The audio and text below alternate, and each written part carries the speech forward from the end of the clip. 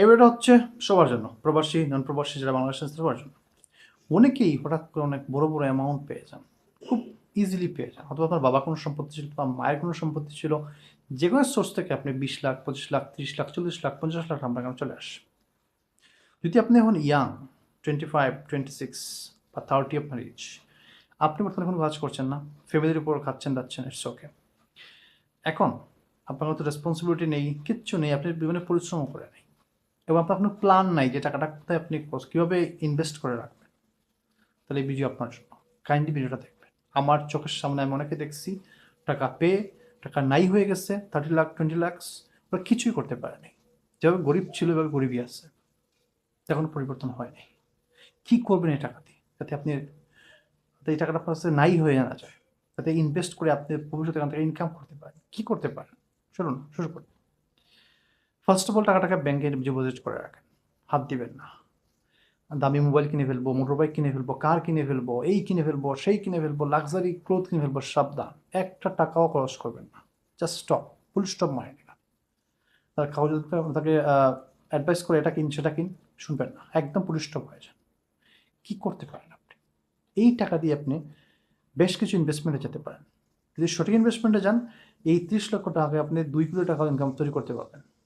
আর যদি এটাকে রংভাবে ইনভেস্ট করেন, তাহলে আপনি 20 বছর এখান থেকে 10 লাখ টাকা ইনকাম করতে পারবেন না। কী করতে পারেন?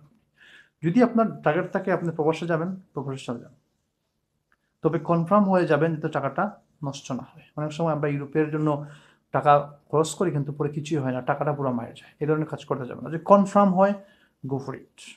এখন এছাড়া আপনি কী করতে পারেন? আমি সাজেস্ট করবো, আপনার ফ্যামিলিতে যদি আপনার বিশ্বস্ত কেউ থাকে, যিনি অনেস্ট পরামর্শ দিয়ে থাকেন, তার কাছে যান, কথা বলেন, পরামর্শ নেন। 4-5 জনের সাথে যান, ভালো মানুষ থেকে, যারা ফাইন্যান্সিয়াল ইনভেস্টমেন্টের সম্বন্ধে জানেন, বুঝেন। আর যদি না পান, ভেরি গুড, যাওয়ার দরকার নেই। আপনি সোজা চলে যান একজন অ্যাডভাইজারের কাছে, কনসালটেন্টের কাছে, যিনি ফাইন্যান্সিয়াল কনসালটেন্ট। ঠিক আছে, শহরে পাওয়া যায়, অনেক শহরে ওনারা অফিস থাকে কনসালটেন্টের। ওনারা ফাইন্যান্সিয়ালি আপনাকে অ্যাডভাইস করে দিবেন কোথায় এই টাকাটা ইনভেস্ট করলে আপনি ভালো মানের অ্যামাউন্টের একটা রিটার্ন পেতে পারেন এত সময়ের মধ্যে।